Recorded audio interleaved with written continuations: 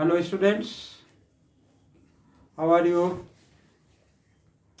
I hope that all of you will be fine and taking care of yourself and also of your studies.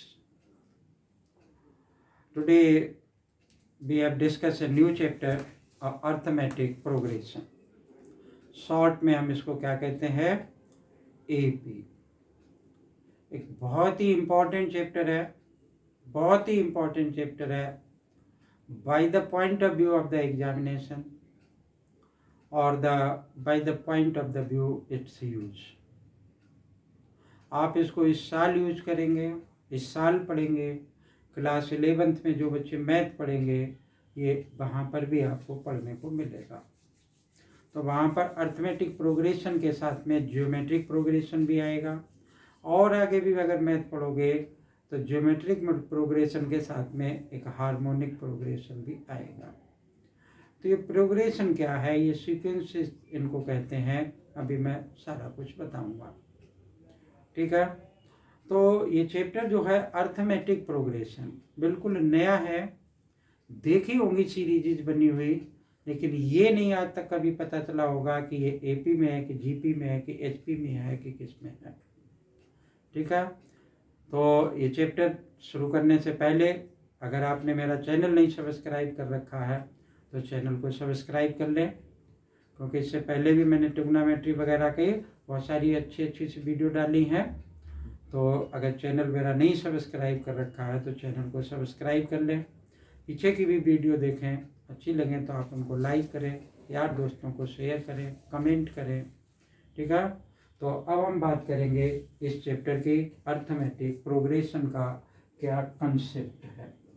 तो मैंने यहाँ पे लिख दिया concept.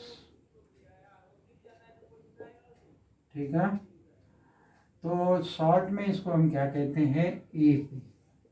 AP जैसे हम इसको बार बार बोलेंगे तो अर्थमेटिक प्रोग्रेशन ना बोल करके एपी बोला करेंगे। ठीक है, तो देखो बेटा कि अर्थमेटिक प्रोग्रेशन होता क्या है। आपने देखा होगा कि जैसे मान लो कि यहाँ पे 1 लिखा, फिर 1 लिख दिया, फिर 1 लिख दिया, फिर 1 लिख दिया, ऐसे इस तरीके से ये क्या हुआ कि चलता रहा, ना तो कुछ बढ़ रहा है ना कुछ कम हो रहा है। कभी कभी आपने देखा कि यहाँ पे लिखा 1 लिखा, 2 लिखा, 3 लिखा, 4 लिखा, इस तरीके से बहुत जगह लिखा हुआ आपने देखा होगा। यहाँ पर क्या और लिख लिया हमने कि 2 लिख लिया, 4, 6 लिख लिया, 8 लिख लिया, 10 लिख लिया, इस तरीके से।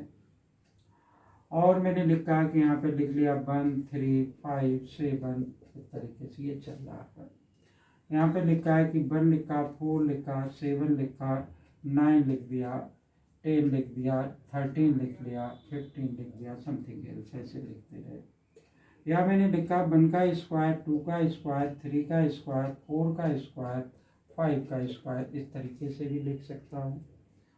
यहाँ पे 1 का क्यूब लिख दिया, 2 का क्यूब लिख दिया, 3 का क्यूब लिख दिया, 4 का क्यूब लिख दिया, इस तरीके से भी चलता रह सकता है। तो अगर आप इनको बहुत अच्छे से स्टडी करोगे, बहुत अच्छे से स्टडी करोगे, तो इनमें से कुछ ऐसी सीक्वेंसेस निकल आएंगी, कुछ ऐसी सीरीज निकल आएंगी जिन सीरीज में आपको कुछ न कुछ जानने को मिलेगा, कुछ आउटपुट निकल करके आएगा। अगर आप इनको एनालाइज करोगे तो इनको एनालाइज करने के बाद आपको लगेगा कि जो भी ये दे रखी हैं, उनकी जो टर्म्स ये दे रखी हैं, ये जो बारी बारी से ये जो टर्म्स दे रखी हैं, इन टर्म में आप आने वाली टर्म में कुछ न कुछ रिलेशनशिप है। ठीक है, मैं सबकी बात नहीं करता हूँ, लेकिन कुछ में है ऐसा। तो जिनमें ये रिलेशन है, या तो वो एपी में हो सकती हैं, या जीपी में हो सकती है, या एचपी में हो सकती हैं। ठीक है, तो हमारे सिलेबस में क्योंकि एपी है तो मैं एपी पर कंसंट्रेट करूँगा। ठीक, तो देखो अब ये फर्स्ट वाली जो हमने सीरीज लिखी हुई है, इसमें 1 1 1 1 हर जगह 1 1 लिखा है, कोई चेंज नहीं हो रहा है इसमें। तो हम ऐसा भी तो कह सकते हैं कि 1 में 0 प्लस किया तो 1 आया, फिर 1 में 0 प्लस किया फिर 1 आ गया, फिर 1 में 0 प्लस कर दिया फिर 1 आ गया, यानी सब में 0 ऐड हो रहा है ना। इसमें अगर देखूं 1 2 3, आप कहेंगे सर जी सिंपली नेचुरल नंबर लिख दिए, ठीक है ना। तो नेचुरल नंबर तो ये है, लेकिन आप देखो हर एक एक से बढ़ता चला जा रहा है। ऐसे ही नेक्स्ट वाले में देखें, यहाँ पे 2 लिखा, 4 लिखा, 6 लिखा, 8 लिखा, 10 लिखा, इस तरीके से लिखा हुआ है। तो इस तरीके से इसमें हर एक नई टर्म जो नेक्स्ट आने वाली टर्म है, सक्सेसिव टर्म है इसको कह सकते हैं, वो अपने प्री एग्जिस्टिंग टर्म से क्या है कि 2 से इंक्रीज करती चली जा रही है। ऐसे इस केस में देखें कि यहाँ पर 1 है, यहाँ पे 3 यानी 2 का डिफरेंस है, यहाँ पे 3 और 5 है, 2 का फिर डिफरेंस है, यानी ये भी जो है हर एक successive term pre existing term से कितनी है कि 2 ज़्यादा है। इसके केस में देखें 1 लिखा, 4 लिखा, 7 लिखा, इन दोनों में कितने का डिफरेंस है 3 का, इन दोनों में कितने का डिफरेंस है 3 का, इन दोनों में 2 का डिफरेंस है, इन तीनों में 1 का डिफरेंस है। इसमें तो कोई भी रेगुलरिटी नहीं मेंशन है, कोई भी लॉ नहीं लग रहा है, कोई एक फिक्स पैटर्न के अकॉर्डिंग ये नहीं आ रहा है, ठीक है। इसमें देखा 1 का स्क्वायर 1, 2 का स्क्वायर 4, 3 का स्क्वायर 9, तो 1 आ गया, 4 आ गया, 9 आ गया, 16 आ गया। तो हम क्या देखते हैं कि अब जो बीच में जो डिफरेंस आ रहा है दो किन्हीं भी दो टर्म्स के बीच में, वो कांस्टेंट नहीं आ रहा है, एक जैसा नहीं आ रहा, बढ़ता चला जा रहा है डिफरेंस। ऐसे इसमें भी आप देखेंगे तो और बढ़ता चला जाएगा, ठीक है। तो अब हमने एक बात जानी है हमसे कि जिनमें दो में बीच में डिफरेंस एक जैसा रहे, जैसे कि इसमें 0 का डिफरेंस था, इसमें 1 का डिफरेंस था, इसमें 2 का डिफरेंस है, इसमें 2 का डिफरेंस है, इसमें कुछ भी रेगुलरिटी नहीं है, इसमें भी कुछ भी रेगुलरिटी नहीं है, इस पे भी ऐसा कुछ नहीं है। तो जिसमें ये टर्म ये जो हमने निकाला है ये कांस्टेंट बने रहे, उसको हम कहते हैं कि वो सीक्वेंस किसमें दे रखी है, AP में दे रखी है।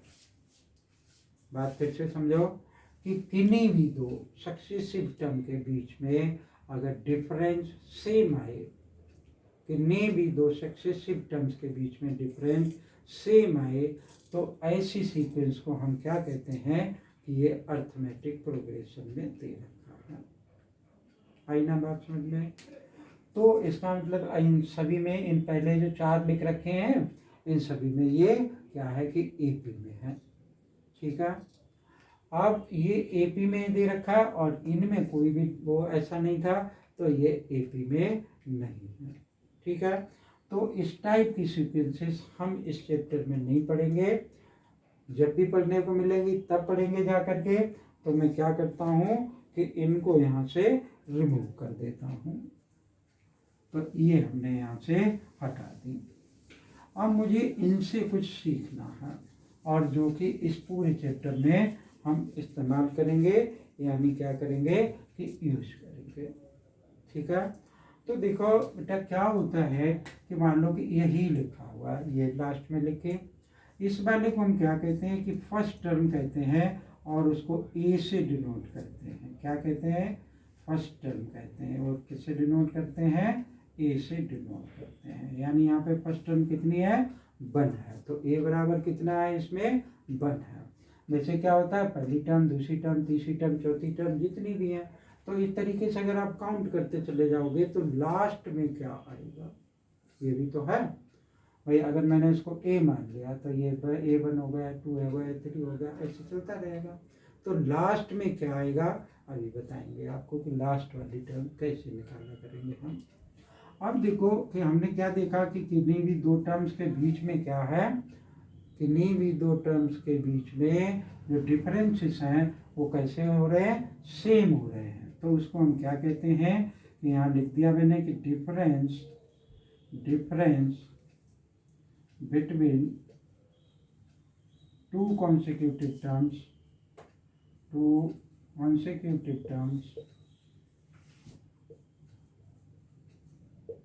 is said to be common difference,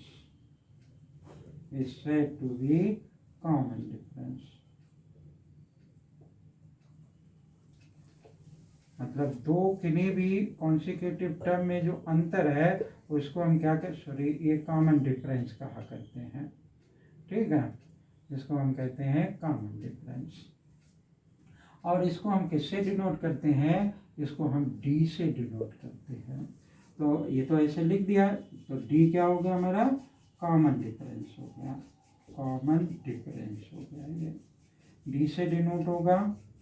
ठीक है, और कैसे, किन्हीं भी दो कंसेक्यूटिव टर्म का डिफरेंस होगा। जैसे मान लो इसको a1 मान लिया, इसको a2 मान लिया, तो a2 माइनस a1, ठीक है, a1 है ये, ठीक, इसको a2 मान लिया, इसको a3 मान लिया, तो a3 minus a1, a3 minus a2, तो ये हर जगह d आएगा, सेम आएगा, तभी तो ये होगा कॉमन डिफरेंस से। मतलब किन्हीं भी दो टर्म को माइनस कर दें तो आप यहाँ पे देखो कि दो ही आ रहा है, तो दो आ रहा है, तो दो इस सीरीज का क्या हो गया, कॉमन डिफरेंस होगा। इसमें कॉमन डिफरेंस कितना का होगा, 0 का होगा। इसमें कॉमन डिफरेंस कितने का होगा, 1 का होगा। इसमें कॉमन डिफरेंस कितने का होगा, 2 का होगा। ठीक है, ऐसे 1 लिख लिया मैंने, 1 के बाद 5 लिख लिया, 5 के बाद 9 लिख लिया, 9 के बाद 13 लिख लिया। तो कॉमन डिफरेंस कितने का भी हो सकता है, इट में भी पॉजिटिव और निगेटिव, यानी ये पॉजिटिव भी हो सकता है, पॉजिटिव भी हो सकता है और निगेटिव भी हो सकता है। ओके, लेकिन रहेगा हमेशा सेम, रहेगा हमेशा सेम। ठीक, तो ये तो मैंने क्या किया कि एक ऐसे एग्जाम्पल ले लिया, तो मैं लिखता हूँ अब क्या, इसका एक जनरल टर्म मैं इसकी लिखूंगा और आप देखेंगे कि वो जनरल टर्म क्या होती है। Pause the video and copy it.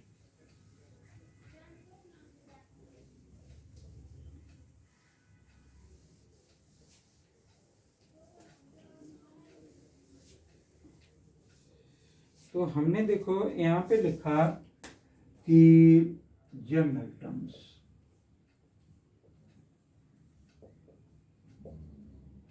वो क्या होती है। अभी हमने आपको बताया कि पहली टर्म को हम क्या करते हैं कि ए सपोज करते हैं। ठीक है, ए हमेशा फर्स्ट टर्म होती है, तो और ए क्या होता है फर्स्ट टर्म, और डी क्या होता है, कॉमन डिफरेंस होता है। तो अगर ये पॉजिटिव है तो बढ़ता रहेगा, नेगेटिव है तो घटता रहेगा। ठीक है, तो इसका मतलब क्या है कि सेकेंड टर्म क्या हो गई कि ए में मैं डी प्लस कर दूं, तो मेरी सेकेंड टर्म क्या बन जाएगी, ए प्लस डी बन जाएगी। ऐसे क्या होगा, नेक्स्ट वाली क्या हो जाएगी, ए प्लस 2d हो जाएगी। ऐसे ही अगर और आगे की तरफ चलूँ तो क्या हो जाएगा, ए प्लस 3d हो जाएगी। ठीक है ना, तो ए प्लस 3d इस तरीके से हम बढ़ते रहेंगे, और लास्ट में जो हमारी टर्म आएगी वो क्या होगी, ए प्लस एन माइनस 1d, ए प्लस एन माइनस 1d। ठीक है, क्यों ऐसा हुआ, क्योंकि ए तो फर्स्ट टर्म है, ए तो फर्स्ट टर्म है।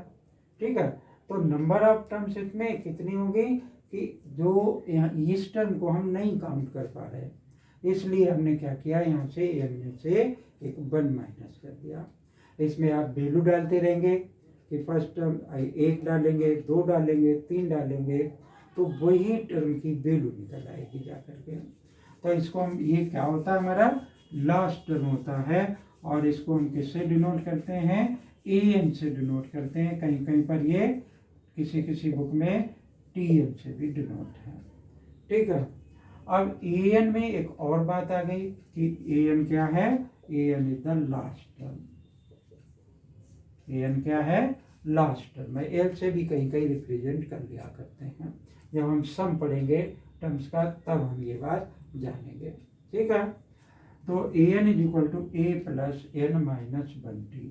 अब इसमें एक एन आ गया, तो एन क्या होता है, एन क्या होता है कि नंबर ऑफ टर्म्स को हम एन कहा करते हैं। ठीक है ना, तो आप देखें इसको, तो लास्ट टर्म जब भी हमें निकालनी हो तो हम ये लगाएंगे, कोई सी भी टर्म अगर निकालनी हो, मान लो कि मुझे कौन सी फिफ्थ टर्म निकालनी है, फिफ्थ टर्म की वैल्यू निकालनी है। ठीक है, और फिफ्थ टर्म की अगर मुझे वैल्यू निकालनी है तो ए पता होगा, डी पता होगा, और एन बराबर मैं क्या रख लूँगा, 5 रख लूँगा। तो इस फार्मूले से डायरेक्टली फिफ्थ टर्म की वैल्यू निकल आएगी। ऐसा नहीं करना पड़ेगा कि आपको वहाँ तक लिखते लिखते लिखते लिखते प्लस करते हुए पहुँचते चले जा रहे हैं और तब वो हो पा रहा है। ठीक है, तो देखो बेटा ये एक जनरल टर्म है। एक बात और जाननी है, यही बता देते हैं क्योंकि आगे कंसेप्ट चलता रहेगा कि जब भी वो हमसे क्वेश्चन में कहे कि फाइंड आउट द 3 टर्म्स, 3 टर्में मुझे फाइंड आउट किसी उसमें करनी है, किसी क्वेश्चन में अगर मुझे 3 टर्म फाइंड आउट करनी है तो हम ज़्यादातर क्या कंसीडर करेंगे, हम ए मान लेंगे, ए प्लस डी मान लेंगे और ए माइनस डी मान लेंगे। ठीक है, एक इधर वाली और एक इधर वाली। क्यों ऐसा करेंगे, क्योंकि क्वेश्चन में कुछ की नहीं तो 3 टर्म का सम दे सकता है, प्रोडक्ट दे सकता है, कुछ देगा, तो उसके अकॉर्डिंग हम ऐसा इसको क्या कर लेंगे, सुपोज कर लेंगे। ठीक है, अगर वो कहे कि 4 टर्म से हम ए प्लस डी, ए प्लस 2d, ए प्लस 3d इस तरीके से सुपोज कर लेंगे। या हम क्या कर सकते हैं, 4th टर्म में मैं ए नहीं मानूंगा, ए प्लस डी मान लिया, ए माइनस डी मान लिया। ठीक है, ए प्लस 2d। अब यहाँ पर देखो इन दोनों में कितने का कॉमन डिफरेंस है, 2d का है, तो मैं यहाँ पे 3d लिख लूँगा और यहाँ पर क्या आ जाएगा, ए माइनस 3d आ जाएगा। ठीक है, अगर मुझे फिर 5 टर्में सपोज करनी है तो मैं इसमें एक इधर बढ़ा दूंगा और एक इधर बढ़ा दूंगा, यानी ए प्लस 2d यहाँ पर आ जाएगा और ए माइनस 2d यहाँ पर आ जाएगा। देखो 5 टर्में हो गई है, यहाँ पर 4 टर्में हो गई, उससे पहले यहाँ पर कितनी थी, 3 टर्में हुआ थी। ठीक है, तो ये हमारे ये फार्मूला भी जो हमने लिखा है ये फर्स्ट वाले एक्सरसाइज में अप्लाई नहीं होगा, ये फर्स्ट वाले एक्सरसाइज में बिल्कुल अप्लाई नहीं होगा। फर्स्ट वाले एक्सरसाइज में सिर्फ क्या किसकी बात होगी, बात होगी कि ए का क्या है, डी क्या है, क्या एपी में है, क्या एपी में नहीं है, इन सब बातों के बारे ये इस टाइप के क्वेश्चंस जो है हमारे फर्स्ट वाले एक्सरसाइज में क्या होंगे, आपसे पूछे जा सकते हैं एग्जाम में, या उस एक्सरसाइज में भी ऐसे ही क्वेश्चन दे रखे हैं।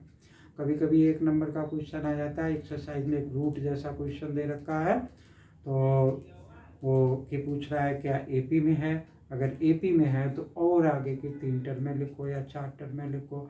तो कभी कभार 1 नंबर में, चूँकि आजकल पेपर में क्या हो रहा है बेटा कि 1 नंबर के बहुत सारे क्वेश्चन आते हैं, और 1 नंबर का ही क्वेश्चन करने के लिए आपको कंसेप्ट बहुत अच्छे से क्लियर होना चाहिए, आप तभी 1 नंबर वाला क्वेश्चन अच्छे से कर पाएंगे, नहीं तो आपके लिए करना बड़ा मुश्किल हो जाएगा।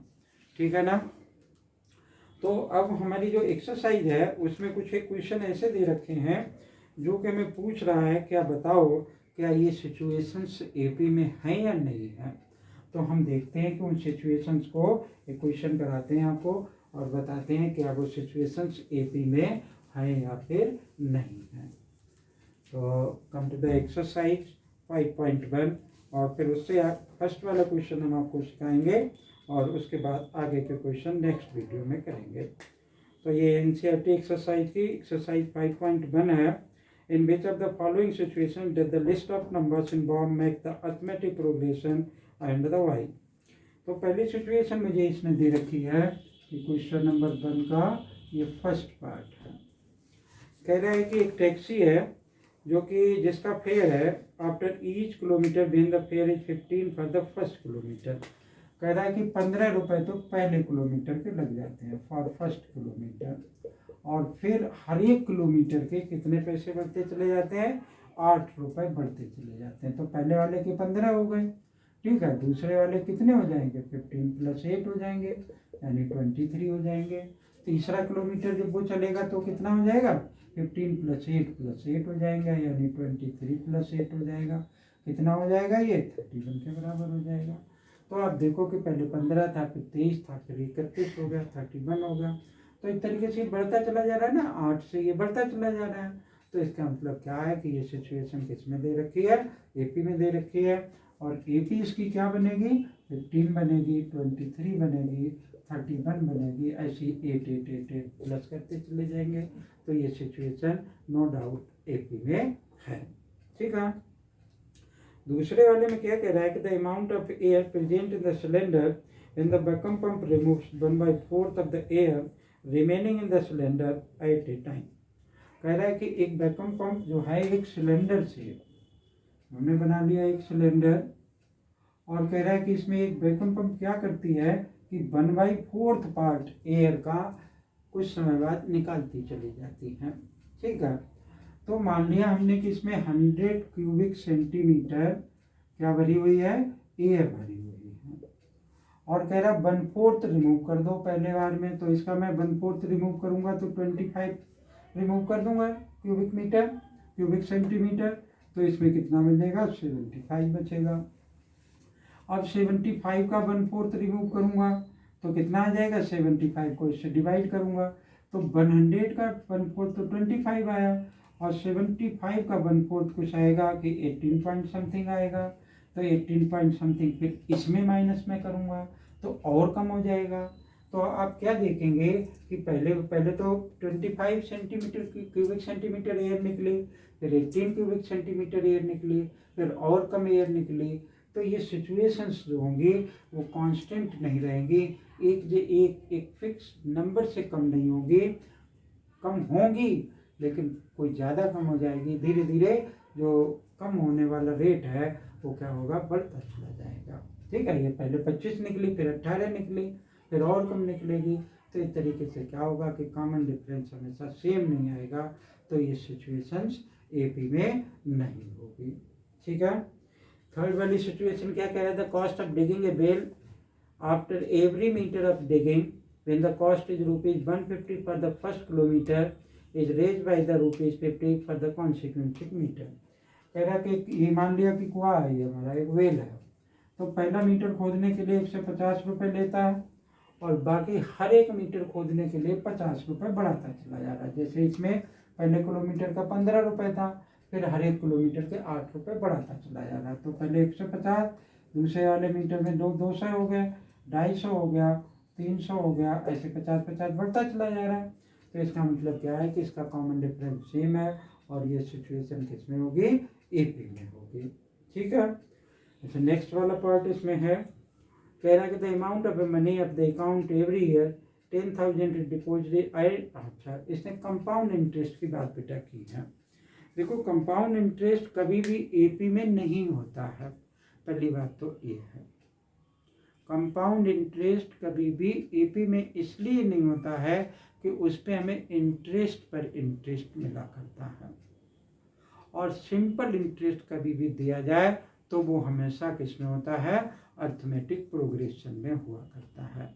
आप ये बात अपने दिमाग में बहुत अच्छे से ले आओ कि कंपाउंड इंटरेस्ट कभी भी अर्थमेटिक प्रोग्रेशन में नहीं होता है, और सिंपल इंटरेस्ट हमेशा क्या होता है, अर्थमेटिक प्रोग्रेशन में हुआ करता है। ऐसा क्यों है, देखो बेटा कंपाउंड इंटरेस्ट क्या होता है, इंटरेस्ट पर इंटरेस्ट मिला करता है। फॉर एग्जांपल मान लो कि आपने 100 रुपये बैंक में सबमिट कराए कंपाउंड इंटरेस्ट के रेट से 10% पर रेट। आपने कंपाउंड इंटरेस्ट क्लास 8 में पढ़ा होगा, 10% रेट के हिसाब से। तो एक साल बाद ये कितने का हो जाएगा, 10 रुपये और मिल जाएंगे आपको, तो ये एक्स्ट्रा 10 रुपये का अमाउंट हो जाएगा। अब आपको नेक्स्ट ईयर 110 रुपीज़ पे 10% का अमाउंट लगेगा, तो अब कितना, पहले 10 रुपये बढ़े थे, अब कितने बढ़ जाएंगे, 11 रुपये बढ़ जाएंगे, तो 1 रुपया बढ़ गया ना। तो ऐसा सिंपल इंटरेस्ट में नहीं हो पाता है। तो ये जो सिचुएशन दे रखी है वो जानबूझ करके इसीलिए दे रखी है कि आपको इस टाइप की सिचुएशन अगर कभी भी सामने आए तो कंपाउंड इंटरेस्ट दे रखा है तो आप उसको लिखें कि ये सिचुएशन एपी में नहीं है, और सिंपल इंटरेस्ट अगर दे रखा है तो आप कहें कि ये सिचुएशन हमारी एपी में है। ठीक है ना। तो मुझे उम्मीद है कि ये अर्थमेटिक प्रोग्रेशन होता क्या है ये बात आपको क्लियर हुई होगी। अब इससे आगे की बात हम अपने नेक्स्ट वीडियो में आपको बताएंगे। ठीक है, अगर ये बात समझ में आ गई हो आपको तो वीडियो को लाइक करें, चैनल को सब्सक्राइब करना न भूलें। ठीक है, अच्छी लगे तो आप कमेंट करें। अगर कोई बात नहीं समझ में आई तो आप हमारे सजेशन बॉक्स में जाएं, कोई सजेशन दें हमें कि सर इसमें ये और हो सकता था, तो मैं आगे की तरफ ध्यान रखूँगा इस बात का। थैंक यू, जय हिंद।